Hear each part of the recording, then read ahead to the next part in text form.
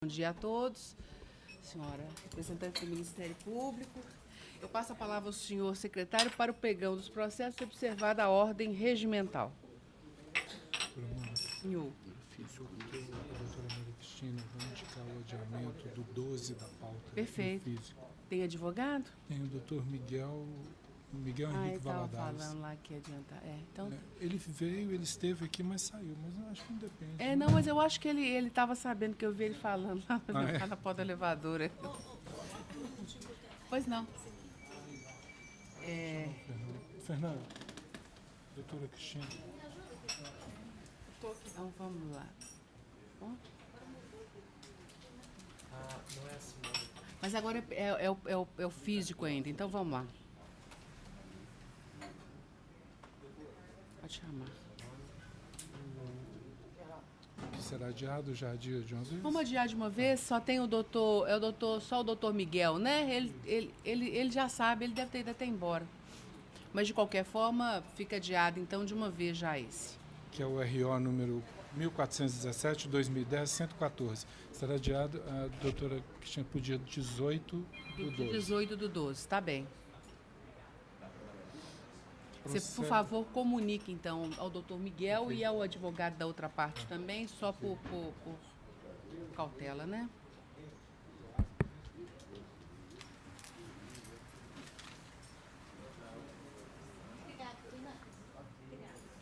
É um processo com preferência regimental de advogado de fora da região metropolitana de Belo Horizonte. É no AP, é no processo número 11 da pauta, é o AP número 1080-2008-048. Relatora a doutora Maria Cristina Diniz Cacheta, revisora a doutora Mônica Sete Lopes. Agravante aos sindicatos empregados e estabelecimentos bancários de Araxá e região, e agravados à Caixa Econômica Federal e à FUNCEF, Fundação dos Economiários Federais. Inscrita para sustentação oral, doutora Aline Silva Marques dos Santos, pela FUNCEF, 11 da pauta. Número 11 da pauta tem a palavra relatora para a súmula do seu voto. Pois não, presidente. Eu conheço do agravo no mérito, nego-lhe provimento, custas na forma legal. Tem a palavra, doutora. Só para retificar, bom dia. Só para retificar, é do Rio de Janeiro, de governador Valadares, eu acho que é a doutora. Eu falei do governador Valadares? Falou. Oh, desculpa, governador Valadares. Não, eu só estou retificando. Não, tudo bem. É quase a mesma coisa, né, o Rio, governador Valadares? Quase a mesma coisa. Mas parece. Não, na verdade, é só para acompanhar mesmo. Aguardo o primeiro voto divergente. Vou aguardar. Eu estou acompanhando, doutora Maria Estela. A unanimidade prevalece na forma proposta pela relatora. Bom dia, ótimo, doutora. bom dia. Bom dia. Vamos ver. Processo número 17 da pauta é o AP número 2256-2013-016. Relatora a doutora Maria Cristina Diniz Cacheta, revisora a doutora Mônica Sete Lopes. O agravante é Alisson Souto Lessa e agravados Paulo Henrique de Oliveira da Silva, Idor Comercial Limitada e Manuel Juvencio Ottoni Silva.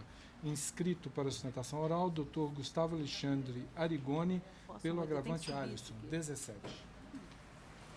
Tem a palavra a relatora para a súmula do seu voto. Pois não, presidente. Conheço do agravo no mérito, nego-lhe provimento, custas na forma legal. Ele está pelo agravante Alisson. Tem a palavra, doutor. Bom dia a todos. O embargante pede vênia, né, pelo voto da ilustre relatora. Entretanto, o processo aqui é uma sucessão de nulidades no entendimento deste, né? A primeira delas, a ausência de citação do embargante para o leilão, né? Mesmo havendo o endereço dele correto nos autos, tanto é que depois que foi feito o leilão, ele foi intimado, sabe-se lá por que não no momento, né, do leilão houve a intimação correta. Posteriormente, após o leilão, a arrematação, tudo feito, resolveu o oficial de justiça ir no endereço correto dele para citá-lo. Primeira nulidade, assim, erro crasso, inadmissível. Outro erro, não tinha a data na intimação. A intimação que foi feita do leilão sequer havia data, tinha horário, 9h30 da manhã, mas de que dia? né? Apesar de que, independente, o primeiro erro já era insuperável da ausência de citação dele. Se não bastasse, após a oposição dos embargos, né, o douto juízo de primeiro grau, ele reconheceu o erro, mas tão somente determinou que o embargante remisse, né, a execução, se assim o quisesse, por entender que seria prudente. Simplesmente são essas as palavras dele. Eu entendo que é prudente que você venha remir a execução, porque, independente do erro de ter sido citado, já que você está embargando agora, então você venha e remira a execução. Foi questionado também o direito de preferência da própria esposa, né? Em que, num primeiro momento, o juízo de primeira instância, também acolhendo essa irregularidade, determinou que ela fosse intimada através do advogado do embargante, ocasião em que foram opostos embargos de declaração, porque mais um erro crasso, como é que o advogado do embargante, que não tinha qualquer procuração para representar a esposa deste, poderia se dar por intimado. Em face desses embargos de declaração, fora a questão que ela também determinou que a esposa, se assim o fizesse, pagasse na integralidade. Errado, mais uma vez, né? Uma vez que a cota parte dela seria de 50%. Opostos os embargos, o juiz de primeiro grau simplesmente falou: então tá, então tira a esposa de lado e mantém a determinação de que o embargante tenha 10 dias para remir. Traduziram uma sucessão de erros, de atropelos, ao olhar do embargante inadmissíveis, né, primários, inclusive falta de data, falta de intimação, chega a ser assim, surreal, razão pela qual requer, né, que a turma reveja, né, essa decisão e dê provimento aos embargos para determinar o cancelamento da praça, dos atos posteriores, e, via de consequência, que seja feito novo leilão ou que prossiga a execução da forma que o juízo da primeira instância requeira. O que não pode é haver essa sucessão de irregularidades e, né, ser coadunado por essa turma. É o que se requer. Pois não. Doutora Cristina. Pois não, presidente. De fato, esse processo tem, na verdade, um erro de intimação quanto à realização da praça nesse processo, mas, todavia, tem-se aqui, eu estou acolhendo a possibilidade de se verificar a retirada dessa nulidade processual por meio de outro ato que possa supri-lo.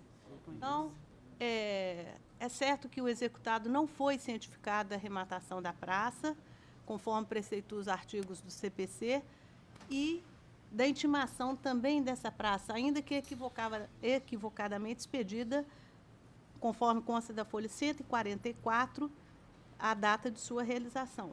Porém, no meu entendimento, não há que se falar em nulidade, uma vez que, mesmo posterior à arrematação, ao executado foi concedida a oportunidade para exercer o direito de remissão. Logo, não lhe foi imputado qualquer prejuízo, a meu ver, de forma que não há que se falar em nulidade, conforme dispõe o artigo 794 da CLT.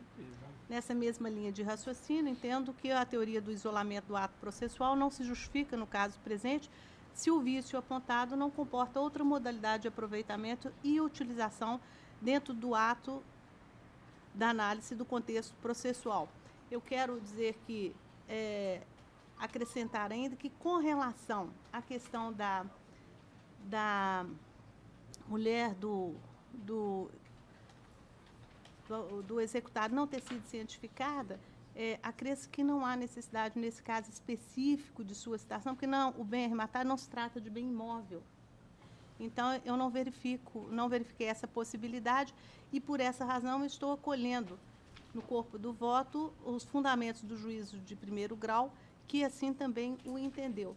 Então, não configurado, a meu ver, o ato processual e dando-se oportunidade para remir a execução e, não tendo o executado se manifestado positivamente nesse sentido, entendo que a execução se processa na forma legal. É como voto, presidente. Os erros, digamos assim, né, do curso de procedimento podem ter havido. Isso não se discute, foram postos aí na decisão, nos fundamentos de decisão. A questão é a questão da teoria das nulidades mesmo, né? Qual que é o prejuízo à vida em razão dessa manifestação do agravante que nós examinamos agora em grau de recurso, quer dizer, todas as questões que foram postas nela, as da nulidade, as questões de mérito, como é da boa técnica, elas foram analisadas. Então, quer dizer, se nós reconhecêssemos a nulidade, mandássemos fazer tudo de novo, nós provavelmente chegaríamos daqui a alguns meses no mesmo ponto em que estamos, porque essas foram as arguições que foram feitas. Então, quer dizer, não há um prejuízo, ou mesmo uma utilidade, do ponto de vista do processo, que pudesse modificar aquilo que está sendo decidido. Inclusive, houve um provimento em primeiro grau dado a manifestação dele. E a questão da mulher, né, ela tem o direito dela dentro da via própria, né, se for o que ela pode exercitar. Então, eu acompanho a decisão da relatora, doutora Maria Estela. Vou ficar vencida. Vai ficar vencida? Doutora Maria Estela fica vencida. Então, prevalece a decisão na forma proposta pela relatora. Processo número 21 da pauta é o RO número 993-2015-072. Relatora, a doutora Olívia Figueiredo Pinto Coelho, revisora, a doutora Maria Cristina Diniz Cacheta. Recorrente é Ligas Alumínio S.A., Liasa, e Anderson Fagundes Durães, recorridos os mesmos. Inscrita para sustentação oral, doutora Roberta Rodrigues Nonato, pelo segundo recorrente, Anderson, 21. 21 da pauta tem a palavra relatora. Eu conheço dos recursos ordinários das partes e, no mérito, dou provimento em parte ao recurso da reclamada, para reduzir o valor dos honorários periciais para R$ 2.000. Nego provimento ao recurso do reclamante. Mantém inalterados os valores da condenação e das custas. Tem a palavra, doutora. Bom dia, ilustre turma, a ilustre relatora, bom dia a todos os presentes. Nesse caso aqui, gostaria de ressaltar algumas questões importantes, porque trata-se eminentemente de matéria técnica, né, de apuração de uma fraude que ocorreu em decorrência de acesso de login e senha no sistema. E, em decorrência desse acesso ilegal e fraudulento de login e senha, foi divulgado na cidade de Pirapora informações de cunho sigiloso e que causaram um impacto considerável na cidade. Essas informações eram de demissões que estavam registradas no sistema e, em decorrência disso, os empregados ficaram sabendo da demissão antecipada e gerou uma confusão e um constrangimento para a empresa. Nesse caso aqui específico, eu gostaria de, primeiramente, ressaltar que a empresa, com todo o zelo e segurança que ela tem com relação aos procedimentos de informática, de segurança da informação, ela disponibilizou ao reclamante os termos de compromisso quanto à política de segurança da informação, que estão as folhas 137 dos autos, com o respectivo termo assinado pelo reclamante, as folhas 138, bem como o Código de Ética, Conduta e Responsabilidade, com o termo devidamente assinado, as folhas 141. Logo após, nas folhas 143 a 146, há também a assinatura do reclamante nos documentos de uso de tecnologia e informação da empresa, sendo que ele estava, durante todo o contrato, ciente da sua responsabilidade quanto ao login e senha utilizado no sistema. Esse sistema que constava essas informações é o GECOM, e o reclamante ficou claro nos autos, e até confirmado tanto pela perícia quanto pelo reclamante, né, e por todas as outras provas que foram produzidas, que o reclamante, de fato, tinha esse acesso ao sistema GECOM.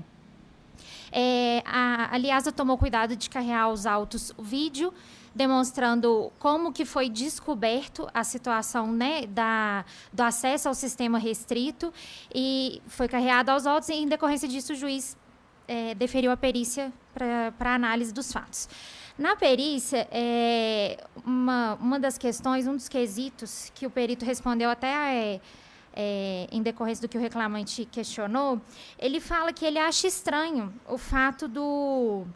Eu vou até pedir Vênia aqui para a lei, que ele fala da seguinte forma: o nível de acesso do A. Fagundes não é do meu conhecimento, então não posso dizer se ele tinha acesso aos dados alegadamente divulgados, mas me causou estranheza o acesso ao servidor feito com um usuário diferente do seu, uma vez que já tinha acesso como usuário, e principalmente pelo fato de certamente gerar dúvidas em uma auditoria nos acessos, um usuário já logado na rede utilizar login já pertencente a outro no acesso restrito. Então, toda a questão que versou aqui é que o reclamante tenta se eximir de qualquer situação. Ele tinha um login, ele tinha uma senha, ele sabia que era intransferível.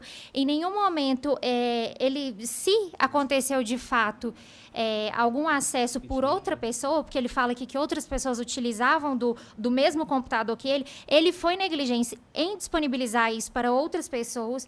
Ficou claro aqui que para utilizar o GECOM, ele já tinha acesso ao GECOM, mas o acesso irrestrito ao sistema tinha que passar pela senha e pelo login dele.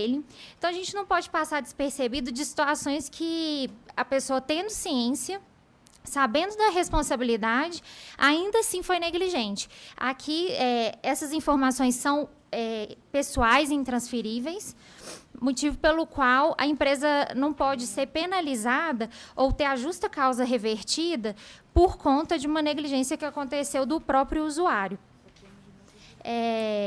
Também na ata de instrução foi feito algumas perguntas com relação ao sistema GECOM, o que de fato ele representava.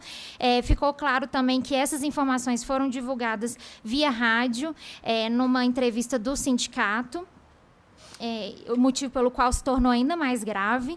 E eu gostaria de ressaltar, por fim, que a Liasa é uma empresa que usa sistemas de segurança internacional, então ela constantemente tem auditorias, ela busca sempre preservar e evitar as fraudes no sistema, em todas as situações que ela, que tem no sistema que ela manipula. Por este fato, data vênia, discordando, do ilustre voto da ilustre relatora, a reclamada pretende o provimento do seu recurso ordinário, com a consequente manutenção da justa causa aplicada ao reclamante. Obrigada. Obrigada, senhora doutora. Doutora Olívia, tem a palavra. A questão aqui é o seguinte, de fato, houve um vazamento de informações na empresa, isso aí foi apurado pela perícia, não tem dúvida com relação a isso. A questão é que não ficou assim, comprovado de forma concreta quem foi o responsável por esse vazamento de informações, não é? Então, a questão é a seguinte, tanto é que após a realização dessa perícia, é que a reclamada adotou um outro software que, na ausência do log, poderia mostrar o usuário efetuando o cadastro indevido. Então, não se sabe se foi o reclamante. A questão é essa. O reclamante era membro da CIPA, portador de estabilidade, e não tem prova concreta se foi o reclamante. E, a meu ver, aqui, a prova teria que ser satisfatória para aplicar essa justa causa. Então, eu vou manter meu voto, estou confirmando a sentença, que foi nessa mesma linha de entendimento. Doutora Maria Cristina. Pois não, presidente. Eu também estou acompanhando o voto da relatora, porque não há, de fato, uma certeza, se foi efetivamente o reclamante o autor do vazamento dessas informações. Também acompanha, a unanimidade prevalece na forma proposta pela relatora. Muito obrigada, doutora. Bom dia. Há uma inscrição feita na sessão, no processo número 18 da pauta, no RO número 1235, 2014, 112. Relatora, doutora Maria Cristina Diniz Cacheta. Revisor, doutor Márcio José Zebende. Recorrentes são Silvio Campos Alonso e M. Rosca Engenharia e Construções Limitada. Recorridos os mesmos. Inscrita para sustentação oral, doutora Roberta Russi Freitas Lopes, pelo primeiro recorrente.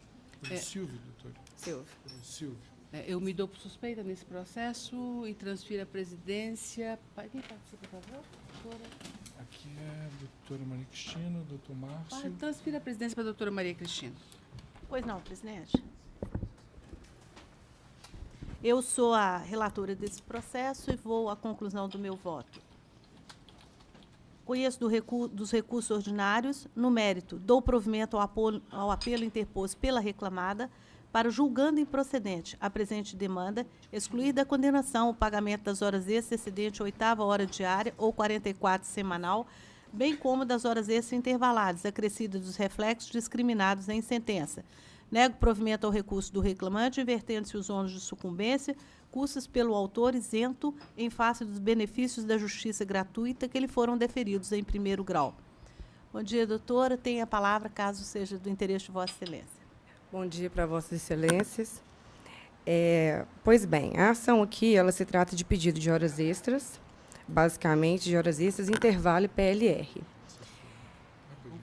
Com relação ao cargo de confiança, eu queria deixar claro que a própria preposta confessou que ela não tinha poder, que o autor não tinha poderes para assinar a procuração, para assinar cheques, muito menos representar a reclamada em reuniões.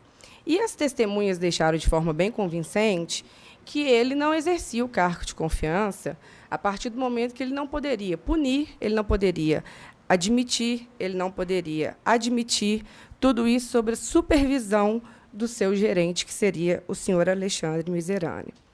Então, o que acontece? A empresa, de uma forma ardilosa, em sede recursal, ela junta cartões de ponto das nossas testemunhas, das testemunhas do autor, tentando desconsiderar as jornadas que foram provadas por essas testemunhas. A gente pede, inclusive, que seja desentranhado esses documentos, uma vez que estava preclusa a prova documental.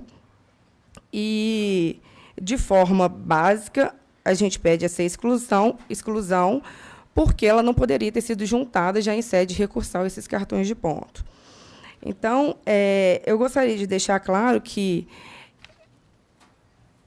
um engenheiro, na qual a empresa deixa clara na defesa dela que todos os engenheiros, todas as pessoas que tinham nível superior não tinham controles de ponto. Bom, ter um nível superior não significa que ela tenha poderes de gestão na empresa. Né? A partir do momento que todas as pessoas que têm um nível superior, elas não podem admitir, o engenheiro precisa da anuência, não pode punir, não pode representar em reuniões, não tem procuração conforme confessado pela própria preposta. Então, assim, eu gostaria de ver onde que deixou a empresa não desincumbiu do seu ônus, que seria provar esse cargo de confiança. Pelo contrário, a preposta confessou e, ainda por cima, ela não provou que existia, de fato, um cargo de confiança. Então, eu peço vênia ao voto da ilustre relatora para que seja mantida a sentença e seja deferida as horas extras e o intervalo na forma proposta na inicial. Pois não. Obrigada. Bom, a questão aqui é de análise de fato da prova dos autos. O contexto probatório, no meu entendimento, foi contrário à pretensão do autor, e eu cito aqui, exemplificativamente, e até para justificar a minha proposta de voto, o testemunho do senhor Luiz Marcon da Cunha, a folha 414, que disse que o depoente, o autor era engenheiro de segurança, o depoente tinha subordinados, o reclamante também tinha subordinados, sendo chefe de todo o corpo técnico de segurança, em torno de 6 a 7, era o autor quem entrevistava os técnicos de segurança, a quem montava sua equipe. O autor tinha poderes para mandar, admitir, dispensar empregados e o autor não registrava ponto. O que se verificou da análise da prova produzida nos autos foi uma autonomia do autor no exercício de suas funções. E, nesse sentido, essa egrégia turma, e eu cito no meu voto, uma decisão aqui da 9ª turma, de relatoria da desembargadora Maristela, nesse sentido de que o empregado, aspas, não necessita de ter amplos e ilimitados poderes de mandos ou gestão, sem qualquer superior hierárquico, bastando que tenha autonomia para praticar os atos de gestão decisórios ou de fiscalização com relevância no âmbito da organização empresarial. Fecho aspas. Então, senhora presidente, sou eu, desculpa. Desculpa, do cachimbo põe a boca torta, né, presidente? Então, a senhora me desculpe. Mas, doutora, eu mantenho a minha proposta de voto, peço desculpas pelo meu equívoco e passo a palavra à doutora Olívia. A senhora que... Eu estou acompanhando. Eu estou acompanhando. Está acompanhando, doutora Olívia? Acompanhando. Então, Não, assim se decide. E eu volto à presidência, doutora Mônica, pedindo escusas pela Obrigada. Não tem problema. Muito obrigada, doutora Cristina. O restante da sustentação é o AP número 5, 2017, 138. Doutora Mônica, relatora, doutor Márcio, revisor. Não vejo divergência, é unânime. Doutor, bom, então vamos lá. Doutor Fabrício ontem queixou dessa coisa da gente fazer os processos físicos, mas são tão pouquinhos, doutor Fabrício. Vai ser rapidinho, você vai ver como é que vai ser rapidinho. Olha aqui, ó. Do 1 ao...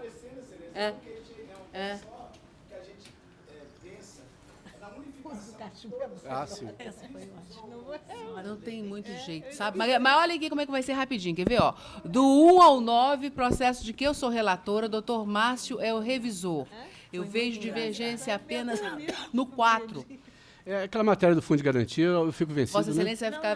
Não, você me acompanha? Então tá, prevalece a divergência, então, no 4, eu fico vencida e faço a adaptação do voto.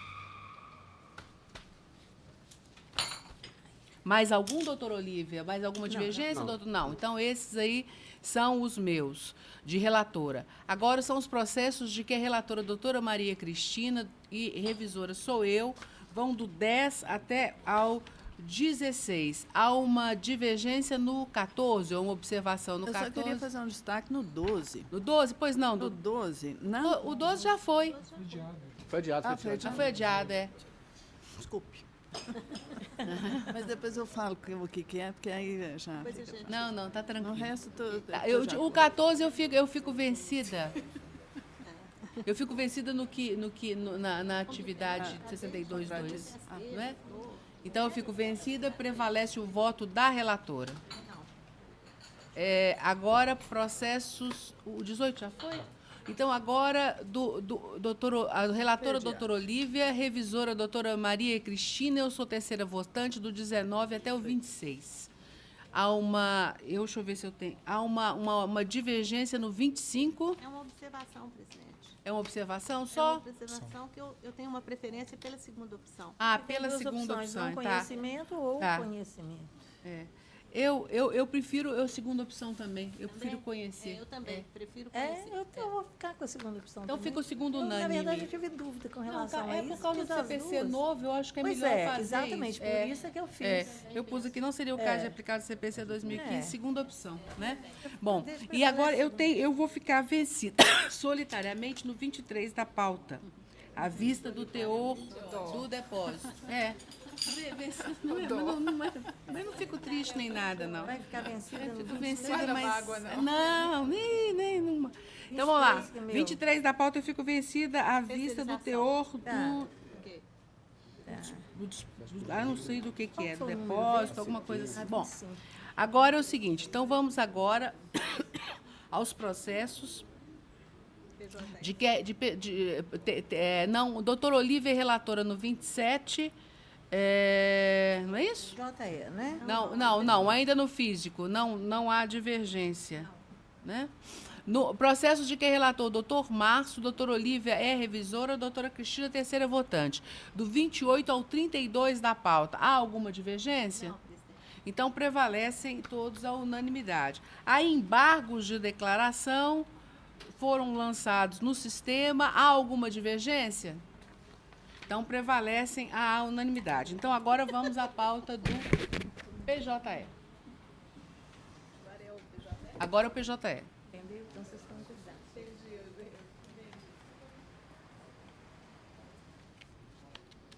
Tá vendo, doutor Fabrício, como é que foi rápido? Foi? Foi rapidinho? Aí. E vai acabar. Eu não sei, o que a gente fala é que se houvesse unificação, para que a gente soubesse quais turmas fazem primeiros físicos. Eu acho que todas estão fazendo primeiros físicos, não? Porque se puser os físicos para depois, aí que vai ficar ruim. Aí fica pior para o advogado. Pode chamar. Bom, com início às sessões do PJE, a primeira é designada para as 9h40, de relatoria da doutora Mônica Sete Lopes. Observando a precedência das inscrições, o primeiro processo é o 21 da pauta, é o RO número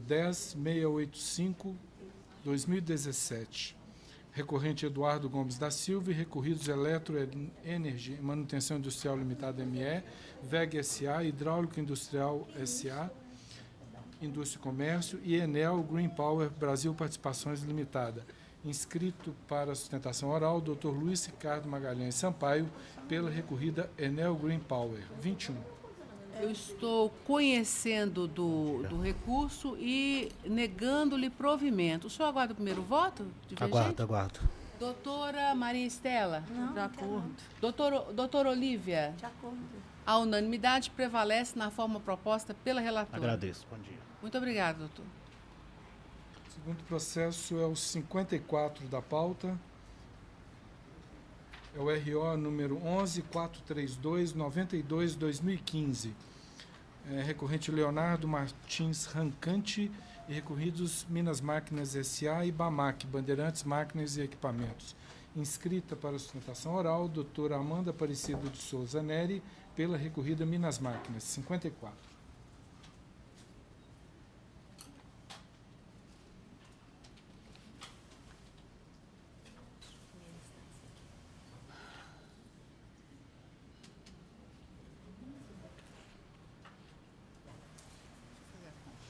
Eu estou rejeitando a preliminar de não conhecimento do recurso, arguído em contra-razões pela Minas Máquina, conheço do recurso do autor, rejeito a preliminar de nulidade por cesseamento de defesa e nego-lhe provimento.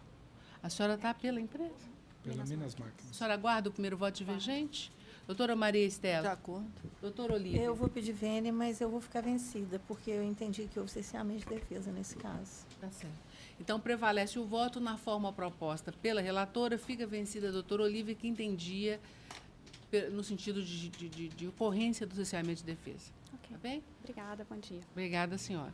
Processo número 51 da pauta é o ROPS número 11364-19-2017. Bom dia, doutor. Demorando para abrir hoje. Mas está abrindo bem. Não, O recorrente é Daniel Barbosa Pereira e recorrido posto Hugo Werneck Limitada.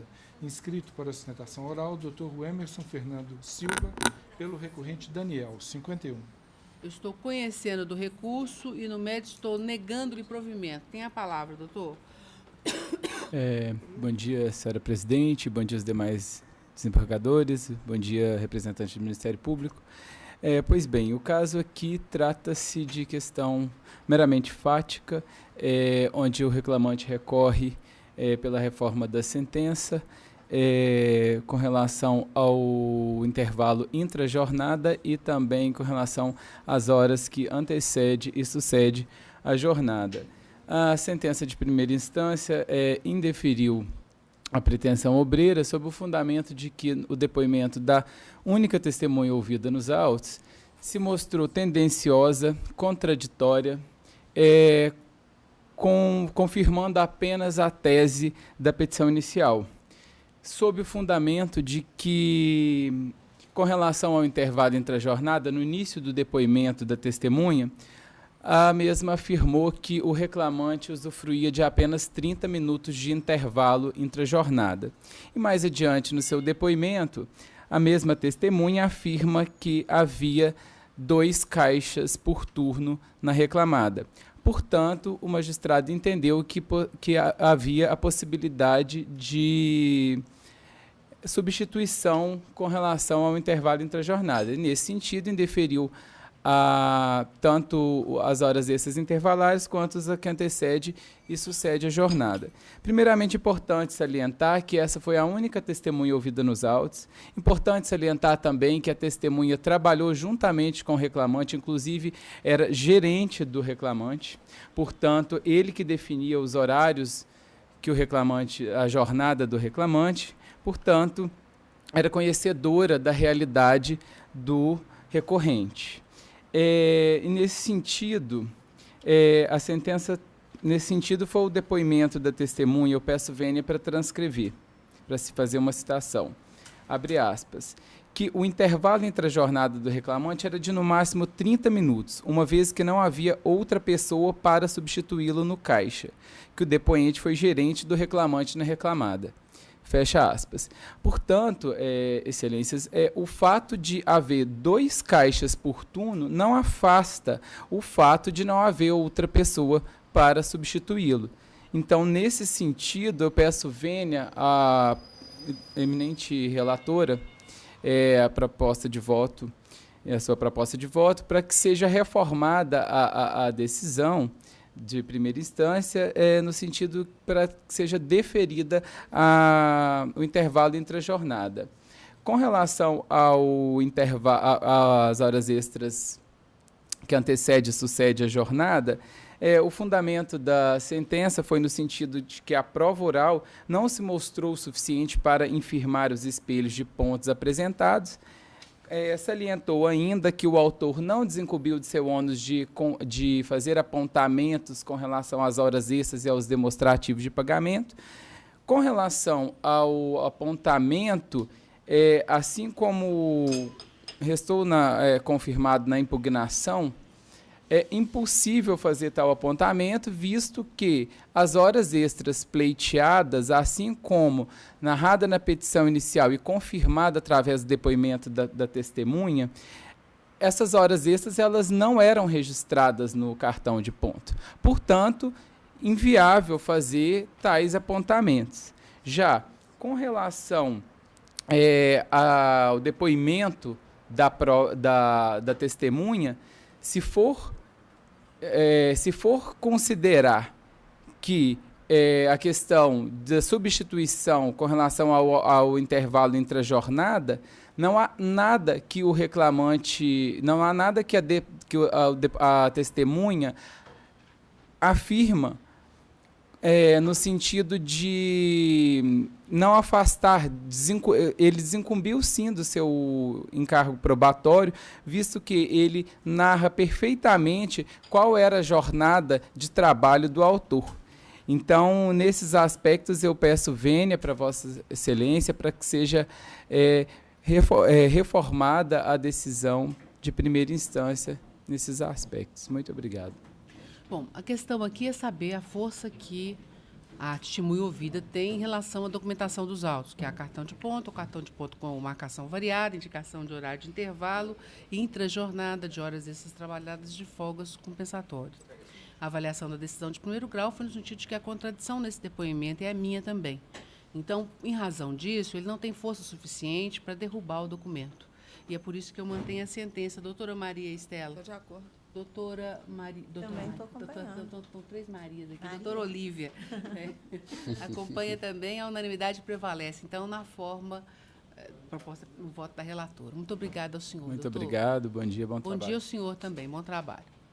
Processo número 60 da pauta é o RO número 12837-2015, 71-2015. Recorrente é Seconsul de Brasil Comercial Limitada e recorridos Daniel Antônio de Carvalho e Natural Alimentos Eireli. Inscrita para a sustentação oral, doutora Silvia Daniele de Oliveira Alves, pela recorrente Secosul, 60. 60 da pauta, eu estou rejeitando a preliminar suscitada em contra-razões pelo reclamante e conheço do recurso interposto pelo segundo reclamado. No mérito, dou provimento ao recurso para excluir a responsabilização subsidiária do segundo reclamado no feito, ficando prejudicada. Por conseguinte, a análise das demais insurgências recursais aduzidas no recurso especialmente do que se refere à remuneração fixada na sentença. A senhora aguarda o primeiro voto divergente? Doutora Maria Estela, doutora Olívia, a unanimidade prevalece na forma proposta pela relatora. Obrigada, bom dia a todos e bom dia, trabalho. senhora, também bom trabalho. Processo número 20 da pauta é o RO número 10.685-37/2015.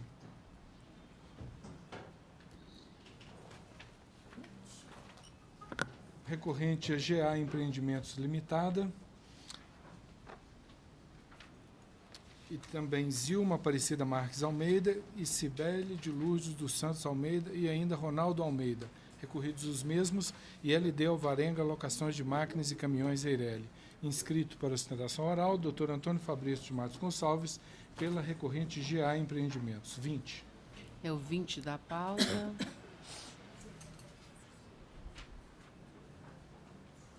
Só um minutinho.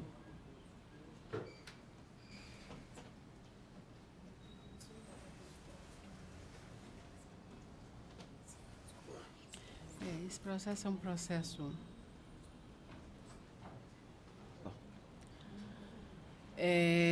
conheço dos recursos interpostos, rejeita a preliminar de suspeição arguida pela segunda reclamada, dou provimento ao recurso da segunda reclamada para extinguir o feito sem resolução do mérito em relação à recorrente nos termos do artigo 485-6 do CPC 2015. Nego o provimento ao recurso dos reclamantes.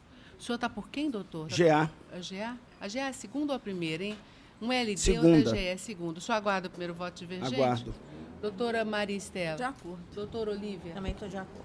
A unanimidade prevalece na forma proposta pela relatora. Muito obrigado. Eu gostaria de registrar e consignar os elogios ao discurso da senhora ontem. Eu nem vou disponibilizar, estava falando com a doutora Olívia, eu não vou disponibilizar esse discurso, não, porque eu acho que na hora que vocês lerem o texto, vocês não vão achar que foi tão bom. Foi uma peça... Eu acho que foi um mistério, assim, do momento. Foi uma peça maravilhosa. Eu rouca, tossindo. Em nome da advocacia, nós parabenizamos o discurso, uma peça belíssima de direito e poesia que vai ficar, eu fico feliz, acho gostei que muito do senhor também, anais... conversando com o encontro e despedida lá do Milton Nascimento, aquela música é muito boa. Pois é. Gostei muito do senhor, da sua fala. Colocar também. um pouco de poesia, né? Muito, nessas agruras do dia a dia. Muito obrigada. Parabéns, doutora Mônica, Obrigado, em nome senhor. da advocacia, Fico que feliz. fique registrado as nossas palavras aqui. Muito obrigado, ficarão no meu coração, que é mais importante até do que a ata.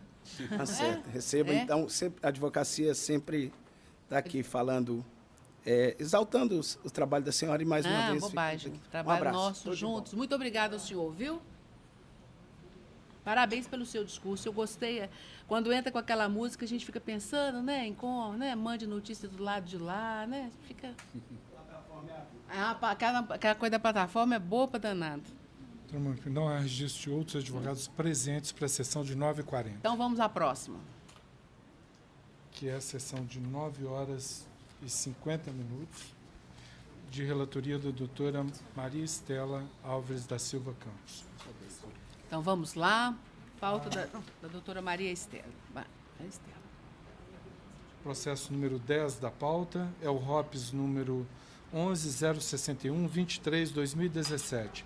O recorrente é Marcelino Silva Severino e recorridos Barcelos Assessoria Empresarial Limitada EPP e Banco do Brasil S.A. Inscrito para sustentação oral, Dr. Marcelino Silva Severino, recorrente em causa própria. 10. Causa própria. Bom, tem a palavra a relatora para a súmula do seu voto. Eu conheço do recurso do reclamante. No mérito, nego provimento às pretensões de reversão da justa causa e condenação do reclamado ao pagamento de parcelas decorrentes de dispensa injusta, inclusive indenização por danos morais, adotando os fundamentos da sentença recorrida, conforme permissivo contido no artigo 895, parágrafo 1º, inciso 4 da CLT. Tem a palavra, doutor? Eu peço, Vênia, a excelentíssima relatora, quando eu entrei com essa reclamação, eu me questionei muito a respeito das minhas escolhas sobre a advocacia, porque eu trabalhei durante um bom tempo, durante o curso da minha faculdade, porque eu formei em 2015 e passei na OAB nesse mesmo ano, e esse foi o meu primeiro emprego como advogado. e me deparei com uma situação um tanto quanto desconfortável, que foi essa questão porque eu jamais tinha tomado uma justa causa, e o principal fundamento do meu recurso é dentro da premissa de que houve uma desigualdade de tratamento entre os funcionários da empresa recorrida, uma vez que o testemunho da também advogada Natália Carvalho Nascimento tratava de uma situação que era idêntica à minha, que era advogar para terceiros, embora eu tivesse assinado um contrato onde existia uma cláusula de exclusividade. No início dessa minha relação de emprego, eu não tinha processos terceiros, e logo após eu ingressar no exercício da função de eu ser efetivamente contratado, porque todo mundo que entra na empresa reclamada passa por um período probatório de 3 meses, eu vi que lá dentro os meus companheiros também atuavam de forma particular, advogavam para terceiros, em síntese. Então, eu acredito, né, que a justa causa aplicada a mim, ela era insustentável, né? E até peço desculpa aos senhores o nervosismo, é a primeira vez que eu faço a sustentação oral. Muito bem. E ainda mais em causa própria, é uma causa que mexe com o meu ego. Então, assim, o juiz a qual se baseou principalmente, a sentença principalmente na relação formal, contratual, mas dentro da nossa justiça do trabalho a gente tem o princípio, né, da primazia da realidade sobre a forma.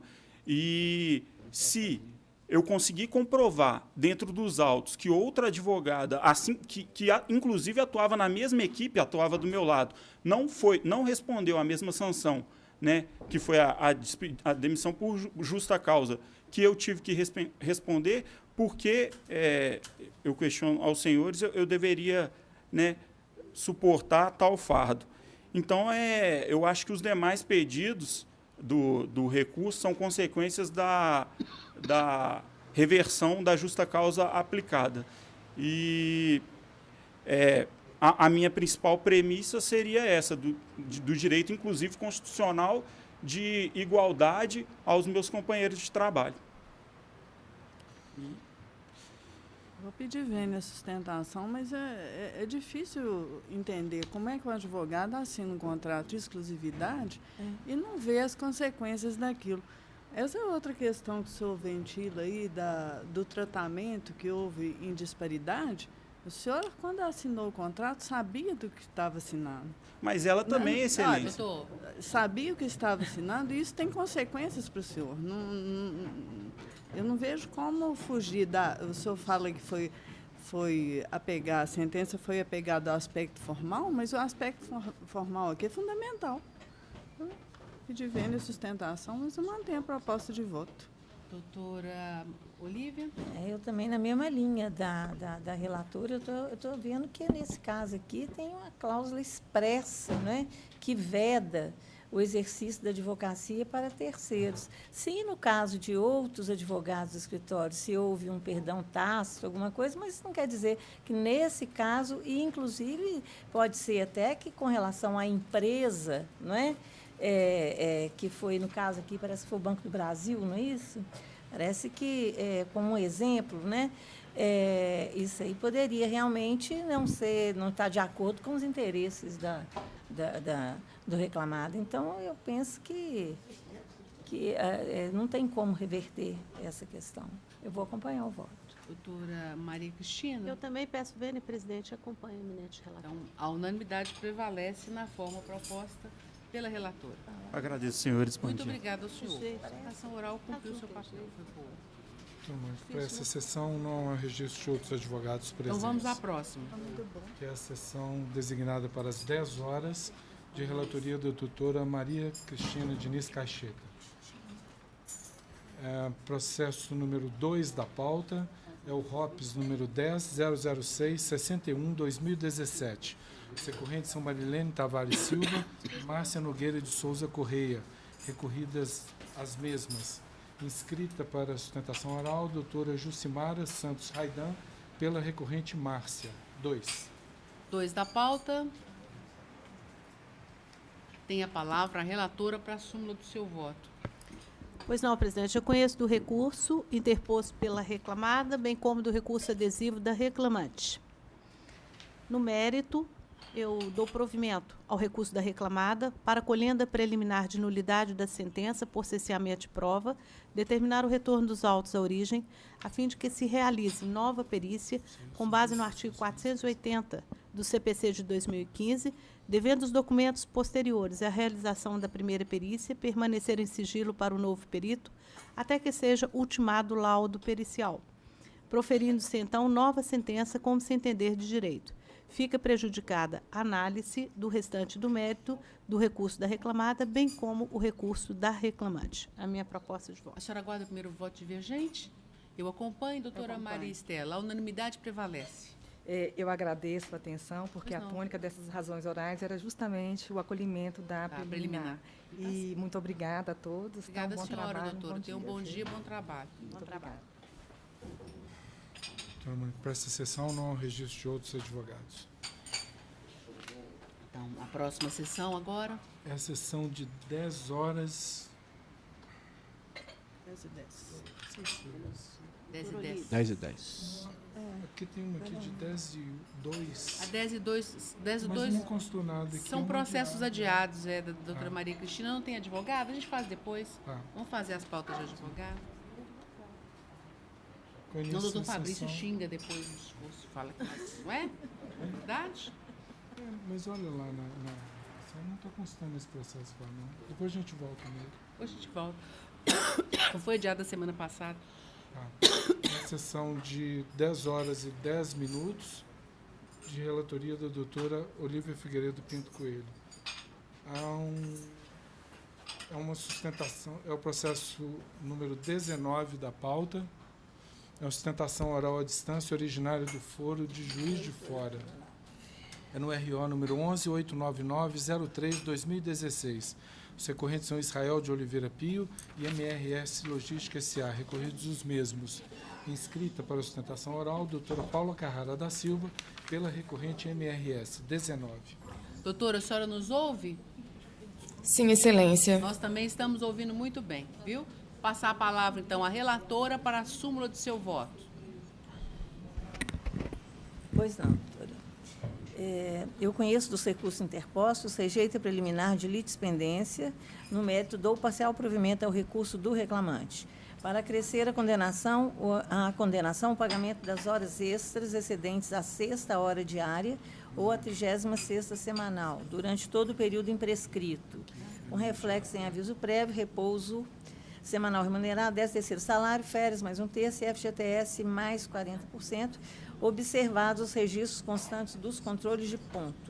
Divisor 180, os demais parâmetros já fixados na sentença para apuração das horas extras e autorizada a dedução dos valores comprovadamente quitados sob o mesmo título. Acresce a condenação o pagamento de diferenças de adicional noturno e repouso semanal remunerado em face da aplicação do divisor 180 na apuração do salário hora do autor, com reflexo em aviso prévio, repouso 13º salário, férias mais 1/3 e FGTS mais 40%. Acresce a condenação ao pagamento de uma hora extra diária, sendo 30 minutos por trajeto, a título de horas in itinere, em metade das escalas elaboradas por mês, conforme se apurar da frequência dos cartões de ponto, mantidos os mesmos parâmetros e reflexos já deferidos para as demais horas extras.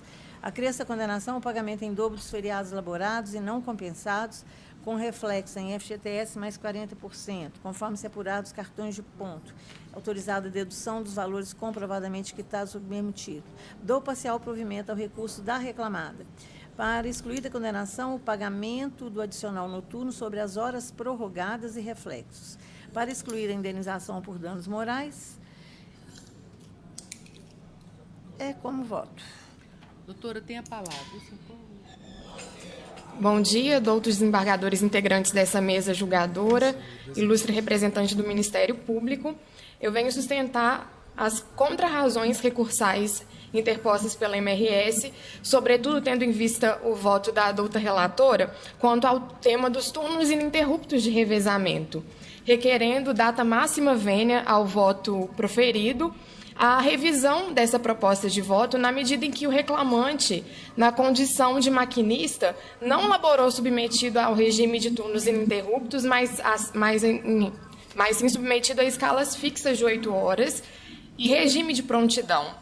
Né? O regime adotado pela reclamada, inclusive, já foi corroborado por este tribunal em voto proferido pela primeira turma nos autos número 98/2010, oriundo da 7ª Vara do Trabalho de Belo Horizonte, e também pelo TRT da primeira região. Sendo assim, há que se revisar, né, data máxima vênia, essa proposta. Entretanto, caso Vossas Excelências entendam que houve trabalho submetido a turnos ininterruptos, não há que se falar em nulidade da norma coletiva, na medida em que ela prevê os turnos ininterruptos de 8 horas. E, tendo em vista o entendimento recente do TST, a norma coletiva em comento ela se mostra válida, porque ela não ultrapassa o limite de 8 horas. Em acórdão reproduzido nas contrarrazões recursais, existe um voto em que o TST já demonstrou o seu entendimento no sentido de que a norma coletiva que prevê a jornada de 8 horas em turnos ininterruptos de 8 horas não há que ser declarada nula, ainda que haja o labor extraordinário. Sendo assim, data máxima vênia, a reclamada pede que se adote um entendimento correto quanto à interpretação da súmula 423. E quanto aos demais temas, ficam ratificadas as razões e contrarrazões interpostas pela MRS Logística. Tem a palavra a relatora. Senhora Presidente, eu estou mantendo minha proposta de voto e eu vou me ater aqui a essa questão que foi levantada da tribuna, é a questão dos turnos interruptos de revezamento, não é? De fato, tem norma coletiva, não é? Que prevê essa jornada, turnos de 8, com limite diário de 8 horas diárias. Mas, no caso, os registros de ponto, eles demonstram que foi ultrapassado esse limite diário de 8 horas. Então, se foi ultrapassado esse limite diário de 8 horas, quer dizer, nem a própria reclamada não observou a norma coletiva. Então, eu estou reconhecendo o direito à jornada de 6 horas diárias e estou determinando a apuração com base nos registros de ponto. Doutora Cristina. De acordo, presidente. Eu vou ficar vencida em relação aos turnos de revezamento, em razão de outros julgamentos anteriores. Prevalece o voto da relatora, eu fico vencida em parte nesse aspecto. Para essa sessão, não há registro de outros advogados presentes. Então, vamos voltar àquele processo adiado, porque o advogado está aí, né? Que é a sessão de 10 horas e 2 minutos de relatoria da doutora Maria Cristina Diniz Cacheta. Esse processo vem adiado. É o AP número 10.711.92/2016. Agravante é Transcapuchin Limitada e agravado Humberto Miranda Santos. Inscrito para a sustentação oral, doutor Eduardo Souza Lima Cerqueira, pela agravante Transcapuchin Limitada. Esse processo vem adiado da semana passada, né? Pois é, mas está zerado aqui na sessão. Não, mas tem um outro embaixo. Olha para você ver, tem um abaixo. Ah, tá. Entendi. Abriu agora. Não constou adiado, então puseram um outro, não foi isso? Tá certo. Eu imaginei que tivesse sido isso. Agora é que é o seguinte, já houve sustentação oral nesse processo, ele vem adiado da semana passada. Já houve sustentação oral? Não? Então tem a palavra a relatora para a súmula do seu voto. Pois não, presidente. Conheço do agravo de petição, no mérito, dou-lhe provimento parcial para excluir dos cálculos a incidência do FGTS nos reflexos das parcelas deferidas em férias, mais 1/3, 13º salário, e as custas eu estou atribuindo na forma legal. Tem a palavra, doutor. Excelentíssima senhora presidente, em nome de quem eu cumprimento os demais representantes dessa egrégia turma, os representantes do Ministério Público, demais colegas, bom dia. Bom, há um equívoco aqui no cálculo do ilustre perito que acabou induzindo em erro a todos os julgadores. A primeira questão é a questão das diárias de viagem dos motoristas. Até o ano de 2012, a convenção coletiva trazia a seguinte situação: pagava-se 1,1% por refeição aos motoristas. Todas as empresas, nesse sentido, pagavam aos motoristas 2,2% da remuneração, entendendo por duas refeições, almoço e jantar. houve um grande número de demandas por parte dos trabalhadores e entendendo que o correto seria o pagamento de 3 refeições. Portanto, fixou-se o entendimento de que seriam 3 refeições e passou-se a pagar 3,3% em cada dia de trabalho. Como o objetivo da convenção, de fato, era manter os 2,2%, esse era o entendimento, a partir de 2011 e 2012, que é a convenção coletiva com vigência a partir de maio, o texto da convenção foi alterado. Em vez de 1,1% por refeição, passou-se a 2,2% por dia de trabalho. Esse foi o entendimento fixado na sentença. O perito, de forma equivocada, o que ele fez? Em vez de fixar, a partir de 2002, 2,2% por dia de trabalho, ele multiplicou por 3. E o cálculo está em 6,6% para cada dia de trabalho. Há um erro claro nesse entendimento, porque o entendimento da decisão de mérito foi pela manutenção da sentença, pela aplicação da convenção coletiva, melhor dizendo. A partir de 2012, aplica-se a convenção coletiva nesse sentido. E ela é clara ao dizer que é 2,2% por dia de trabalho. E o cálculo veio em 6,6%, ele triplicou o valor. Além disso, há uma outra questão que foi firmada na decisão de mérito, no tocante à base de remuneração. A empresa aplicava a seguinte forma: ela pagava aos seus trabalhadores, aos motoristas, o valor mínimo da convenção coletiva, mais comissões pelas viagens. Entendeu-se que esse pagamento estava equivocado. Então, o que se firmou na sentença foi o quê? Que o trabalhador, que o reclamante, era comissionista puro e que havia ainda uma diferença de R$ 700 nas comissões pagas, fixando-se o valor de R$ 2.750 como comissionista puro. Já no cálculo, além desse valor de R$ 2.750, acresceu-se a diferença de R$ 700, aumentando a base de cálculo para R$ 3.450. Então, entende-se que há uma clara ofensa à coisa julgada. Foi um erro de cálculo que trouxe o equívoco nesse sentido. E esse equívoco, apenas para ilustrar, de um cálculo atualizado à época em 650 mil, corresponde hoje a aproximadamente R$ 250 mil, essa diferença da base de cálculo acrescida com as diárias de viagem equivocadamente calculadas pelo perito. Então, é o que se pede, provimento ao agravo de petição, para afastar a condenação nesses pontos. Tem a palavra a doutora Maria Cristina, que é relatora. Senhora presidente, de fato, esse processo tem até uma execução bastante significativa, quase na ordem de 600 mil reais, mas eu analisei com detalhes a questão, acuso inclusive o recebimento de memorial por parte do excelentíssimo advogado, mas eu não vejo como modificar a minha proposta de voto. Com relação à questão das diárias de viagem, é certo que houve uma repactuação por meio de instrumentos coletivos, mas eu não consegui verificar que não houve, obviamente, no comando que se executa, uma determinação de limitação de número de refeições a serem consideradas a partir da vigência dessa convenção coletiva. O que, na verdade, eu estou mantendo a decisão é por entender que há uma fidelidade ao comando exequendo. E, sem me alongar muito, eu mantenho, data vênia, minha proposta de voto. Esse processo vem adiado da sessão passada, né? Então, como não estava participando do voto, tem a palavra o doutor Márcio Eurico, Márcio Sebente. Eu acuso o recebimento de memorial. Na verdade, essa questão, a meu ver, teria que ser discutida na fase de conhecimentos. Em fase de execução, fica complicado alterar, porque o acordo foi muito claro, né? Falou que seriam 3 refeições.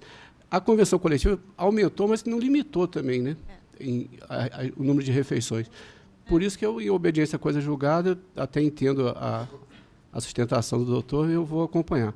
Agora, eu vou fazer uma pequena divergência, que é em relação ao entendimento jurídico que eu tenho dos reflexos da FGTS, que eu entendo que ele é devido, independentemente de constar ou não da decisão, por ser decorrente de lei. Então, seria a única divergência que eu teria. Doutora Olívia? Eu também, nesse aspecto aí dessa diferença, com base nessa limitação da norma coletiva, também não vejo no comando exequendo nenhuma determinação nesse sentido. Então, não tem como alterar, é coisa julgada. Agora, Eu vou acompanhar a divergência do doutor Márcio, porque eu tenho o mesmo entendimento com relação aos reflexos do FGTS. Tudo bem? Então, prevalece o voto da relatora, à exceção desse aspecto, fica-se negando provimento ao recurso ao agravo de petição, vencida a doutora Maria Cristina no que concerne a exclusão da incidência do FGTS dos reflexos das parcelas deferidas, etc. O problema é Obrigado, bom dia, bom trabalho. Doutor. Tenha um bom dia, bom trabalho. Bom dia. Agora, doutor Márcio, né? Doutor Márcio. Com início a sessão designada para as 10 horas e 20 minutos de relatoria do doutor Márcio José Zebente. Primeiro, observando...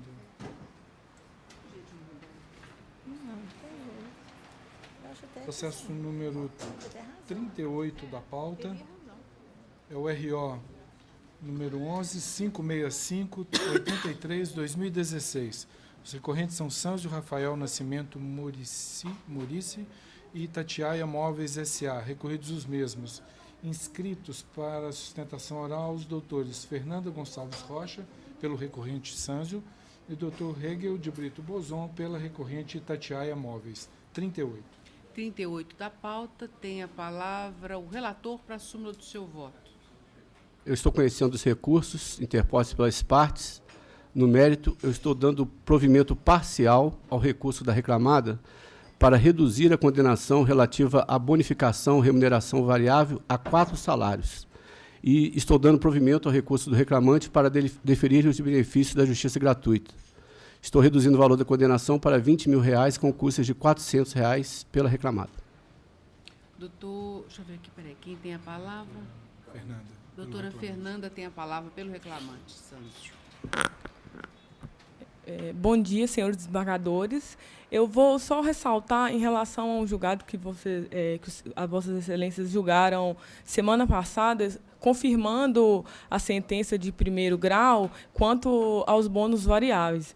Assim, eu vou requerer que seja deferido esses bônus, porque tanto a preposta, tanto a perícia técnica afirmaram que esse bônus foi pago a alguns trabalhadores.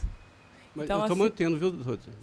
Eu estou mantendo o bônus, eu estou só reduzindo. Posso explicar para ela se tentar? Porque, na verdade, são 2 salários por semestre. Sim. Então, a sentença deferiu de 2014 e 2015. Só que na própria inicial fala que foi essa questão da remuneração foi a partir de agosto de 2014. Sim. Então, eu estou reduzindo 2 meses, 2 salários. Estou passando de 6 para 4. Então, eu não vou nem terminar a sustentação. Obrigada.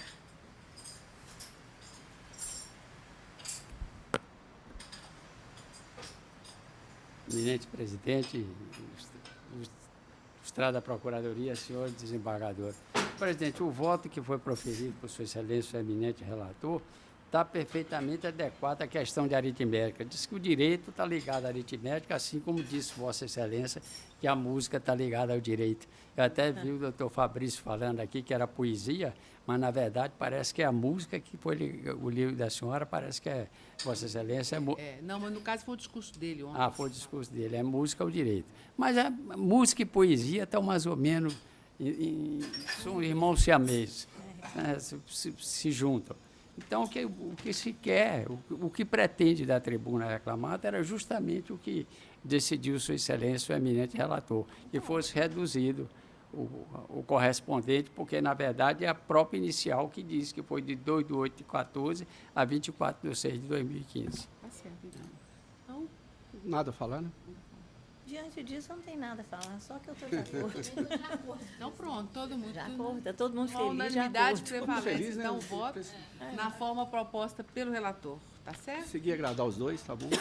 Uai, tá muito. Uma coisa difícil, partes, né? Agradar os dois ao mesmo tempo.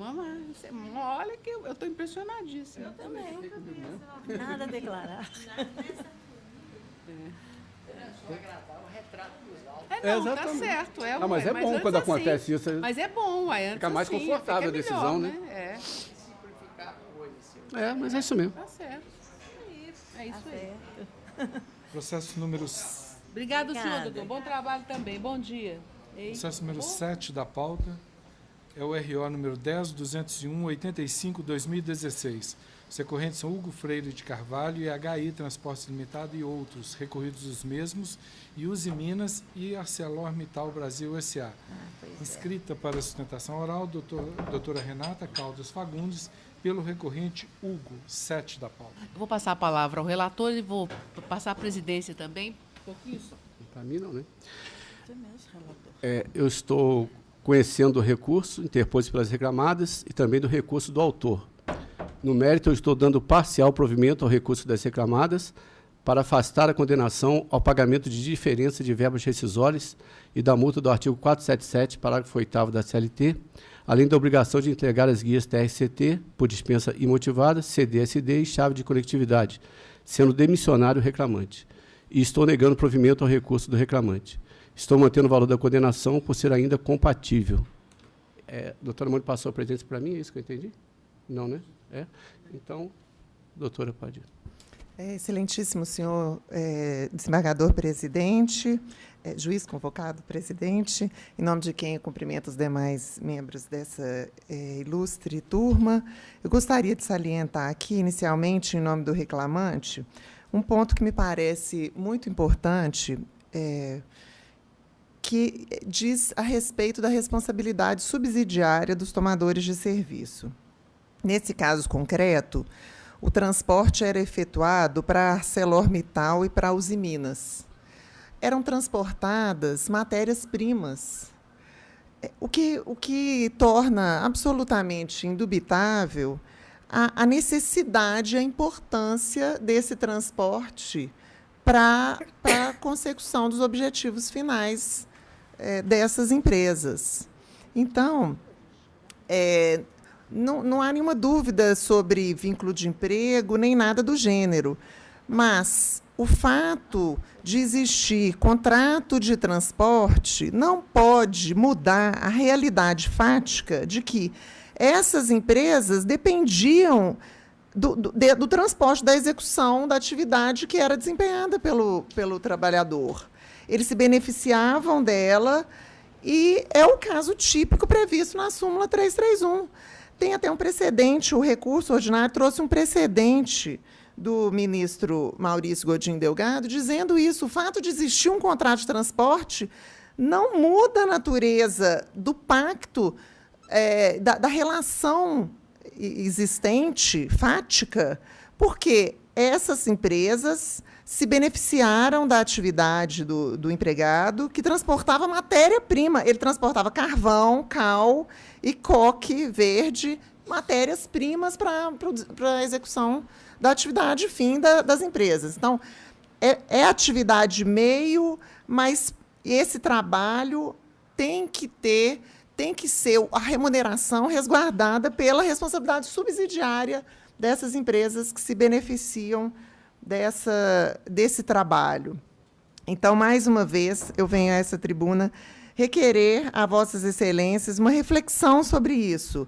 É matéria-prima transportada, e tem precedente do TST dizendo isso, e outras tantas decisões no sentido da responsabilidade subsidiária desses tomadores de serviço.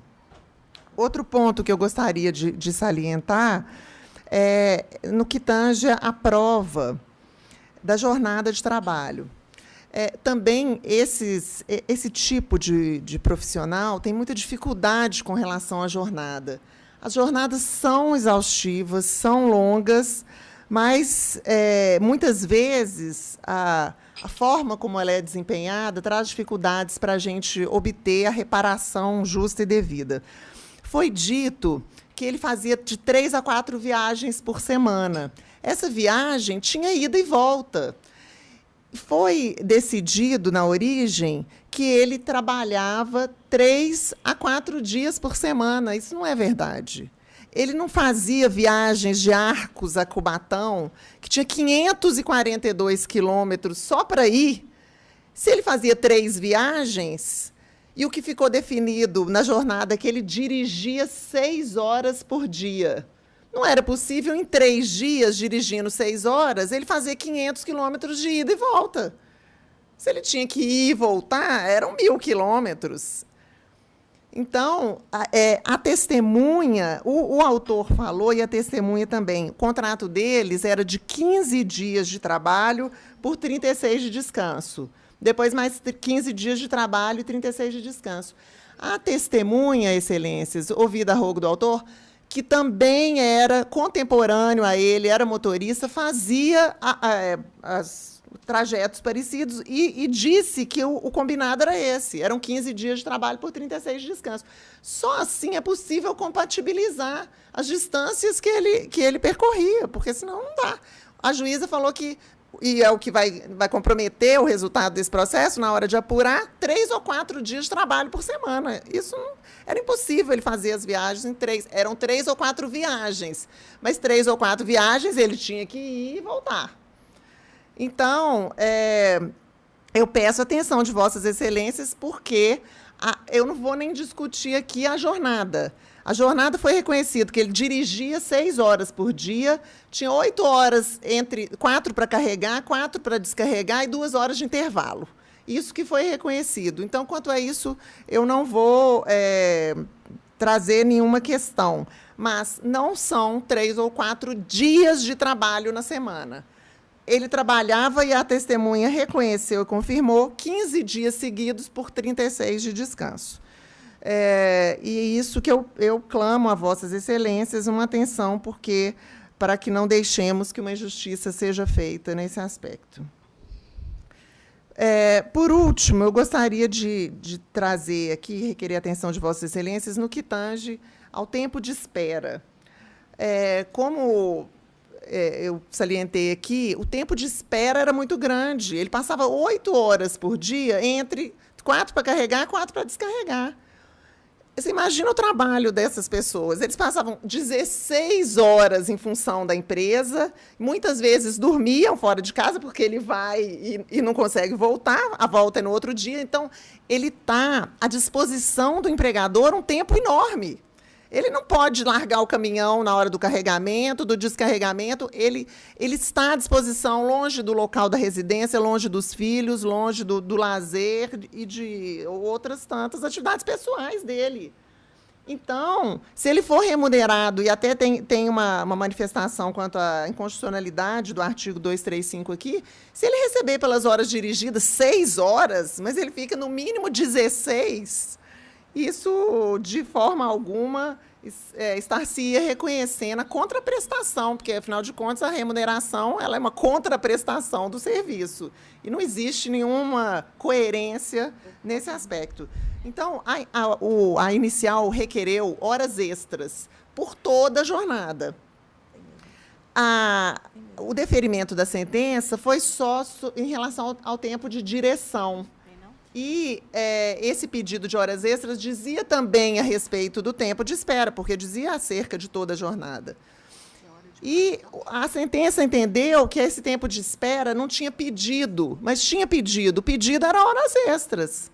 Era o pedido normal de horas extras. Então, caso o entendimento seja que esse tempo de espera tem um artigo próprio e um outro entendimento que ele não pode ser remunerado como horas extras normais, o que se requer é que seja aplicado o artigo que prevê o tempo de espera, porque o entendimento do julgador de origem é que não houve pedido em relação a isso, mas houve pedido do mais, que era a remuneração a título de horas extras, como as de direção, e isso abarcaria um deferimento menor, que seria da previsão do artigo 235, porque senão ele ficou 16 horas à disposição da empresa, longe de casa, e ele só vai receber 6 horas de direção. E não estar-se-ia fazendo justiça nesse caso. Então, eu pediria a data vênia do ilustre entendimento já manifesto aqui, mas para que se reveja o caso específico, porque realmente a justa medida, né? E nesse ponto você vê que a lei obriga as empresas a controlarem a jornada, eles não controlam, porque vale a pena, porque eles são condenados a menos do que, na verdade, é o trabalho feito pelo motorista profissional, né, carreteiro. Então, são grandes empresas e que não apresentam, não controlam a jornada porque não vale a pena para elas.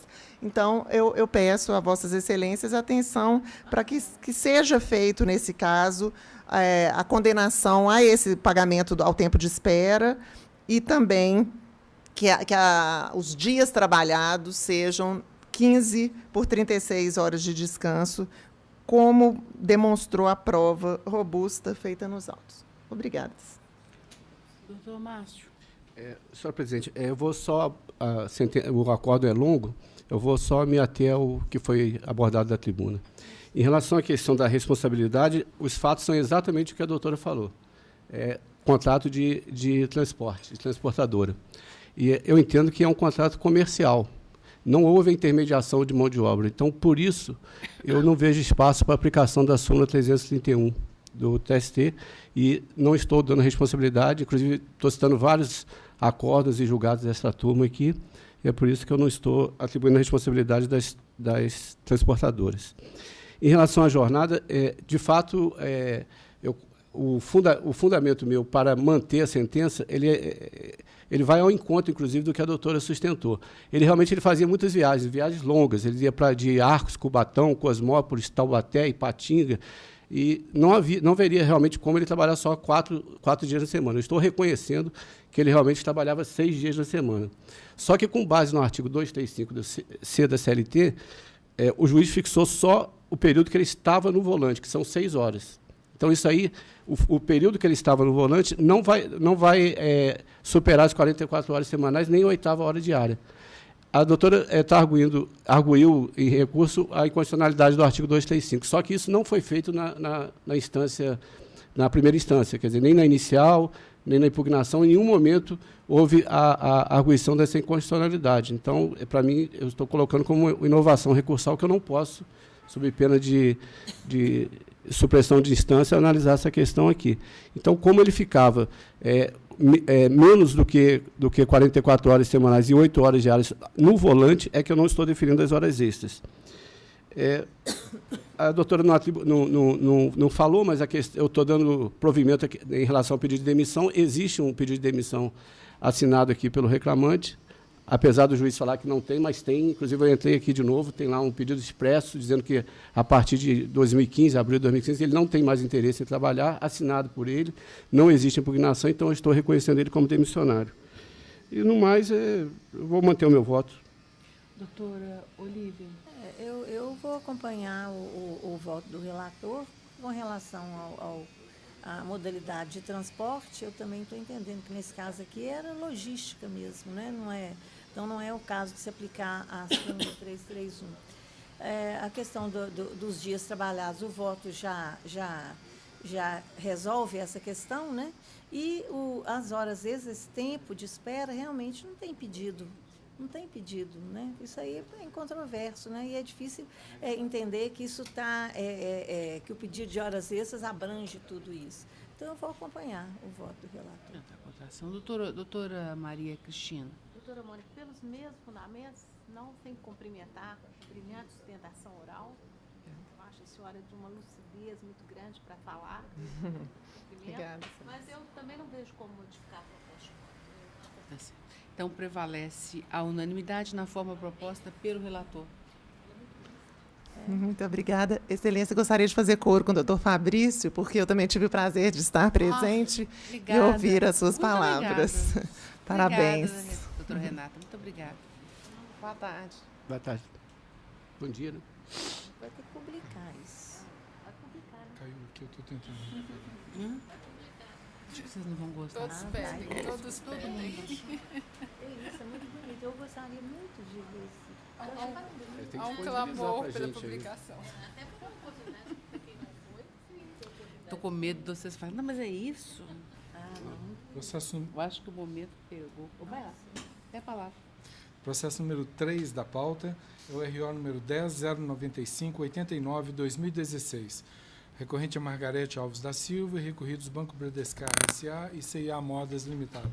Inscrito para a sustentação oral, Dr. Carim Abreu Silva Júnior, pela recorrida CIA. 3. 3 da pauta, tem a palavra o relator para a súmula do seu voto.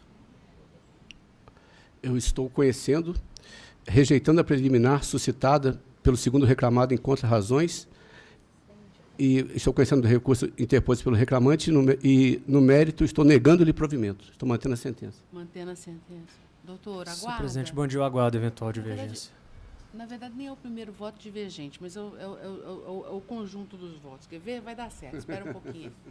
Doutora Olívia. Eu vou ficar vencida, né? Porque eu tenho um entendimento um pouco diferente. Eu acho que a reclamante, a atividade dela estava inserida na dinâmica empresarial do segundo reclamado, então eu fico vencida. Tá certo. Doutora Cristina? Eu acompanho também o relator. Desculpa, mas é porque não, tudo bem, mais prático. Obrigado. Então, prevalece o voto na forma proposta pelo relator, vencida a doutora Olívia. Processo número 18 da pauta, é o RO número 10.568/61/2015. Recorrentes Usina Itapajipe Açúcar e Álcool Limitada e José Cássio Ferreira.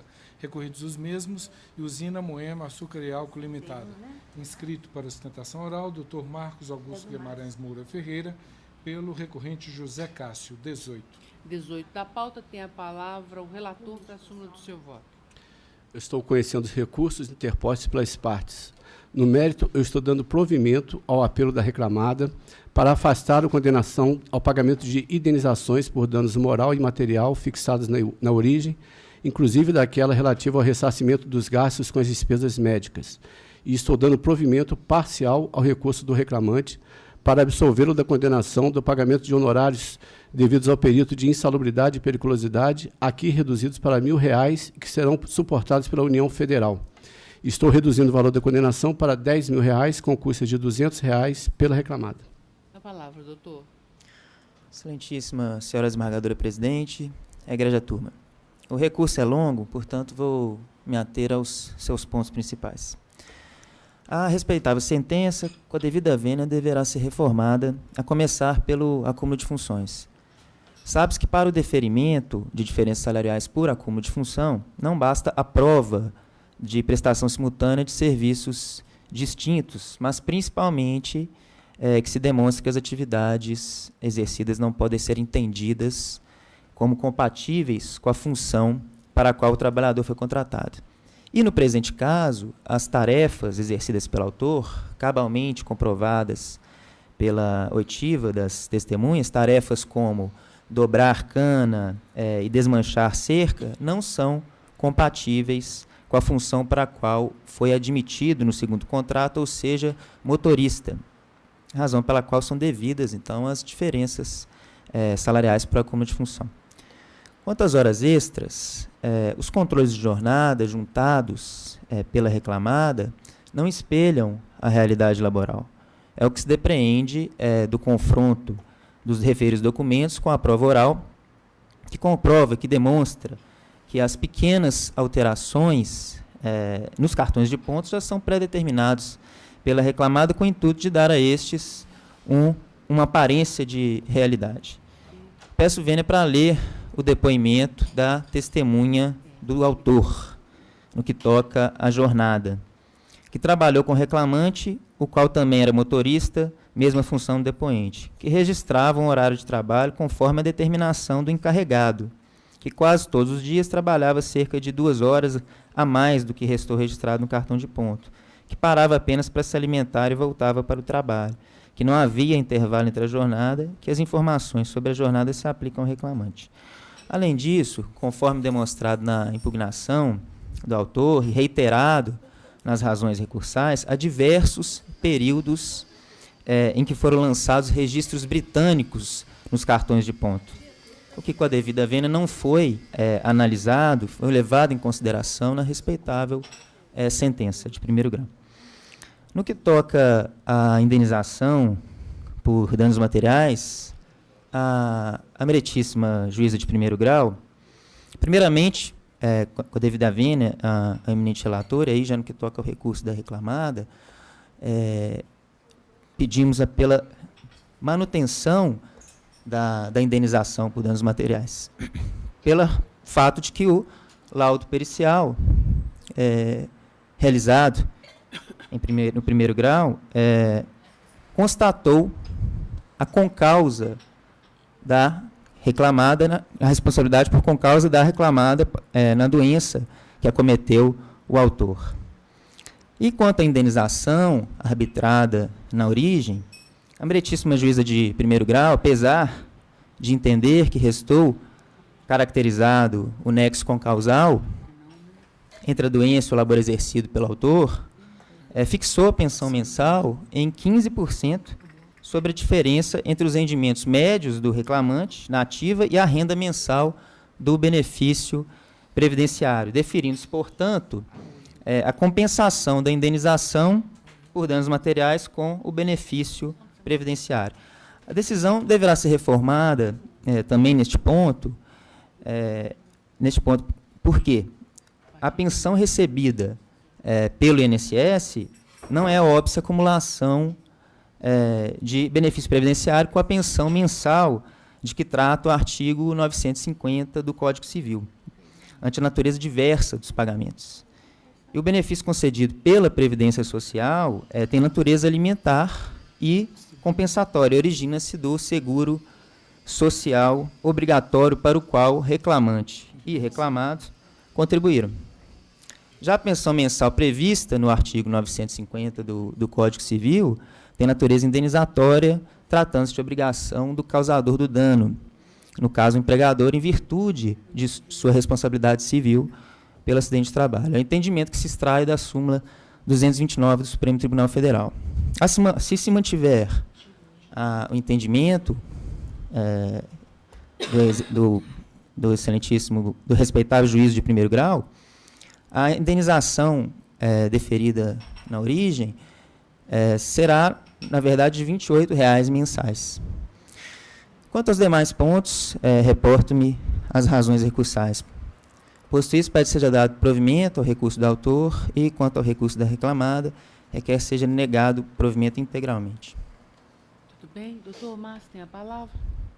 Novamente, senhora presidente, eu vou me ater só aos fatos suscitados na tribuna.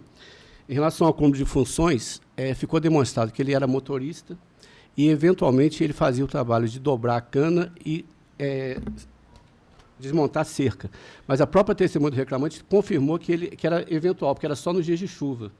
Quer dizer, então, eu acho que é uma função, no meu entendimento, que não gera um desequilíbrio contratual capaz de conduzir para o deferimento de um plus salarial. Por isso é que eu estou mantendo a sentença nesse sentido de indeferimento. Em relação à jornada, os cartões de ponto eles demonstram os horários variáveis de entrada e saída, não é britânico. A própria juíza reconheceu que eles são verossímeis e, de fato, a testemunha do reclamante alegou isso que o doutor falou da tribuna, mas a juíza disse que o depoimento dela foi tendencioso. E foi, nessas questões, eu tendo a prestigiar o que o juízo de primeiro grau,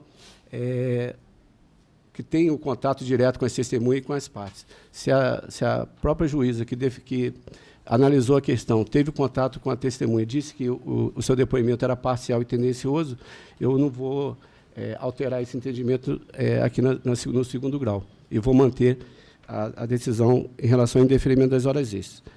Por fim, a questão mais tormentosa aqui, que é a questão do acidente de trabalho, a juíza ela deferiu com base na teoria objetiva, dizendo que a função dele era uma função de risco.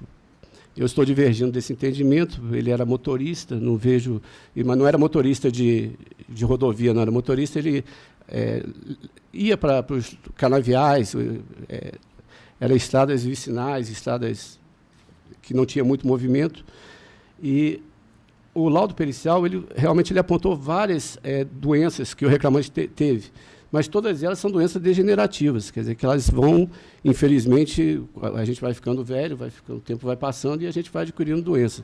O reclamante ele tem uma vida muito dura, né? Ele começou com 7 anos de idade, trabalhando no campo, e ele trabalhou muito pouco, na verdade, para reclamante. Ele trabalhou um período por alguns meses, depois ele trabalhou uns 2 ou 3 anos. E a própria perícia de insalubridade demonstrou que não havia essa questão da vibração, da postura, nada disso foi constatado nos autos. Então, eu não vislumbrei aqui nenhuma culpa da reclamada pela doença que, infelizmente, acometeu o reclamante. Então, por isso é que eu estou retirando essas indenizações deferidas. E, no mais, eu vou manter o meu voto. Doutora Olívia? Vou acompanhar integralmente o voto do relator. Doutora Maria Cristina. Então, a unanimidade prevalece na forma proposta pelo relator. Você decide. Obrigado, bom dia. Obrigada, um abraço. Vamos lá? Vamos fazer, então, agora a pauta, aproveitar que nós estamos abertos na pauta do doutor Márcio, vamos fazer? Tá? Bom, então vamos lá. Em relação aos processos em que há sustentação oral, eu não estou vendo nenhuma divergência aqui. Tá? No 2 tem uma bandeirinha.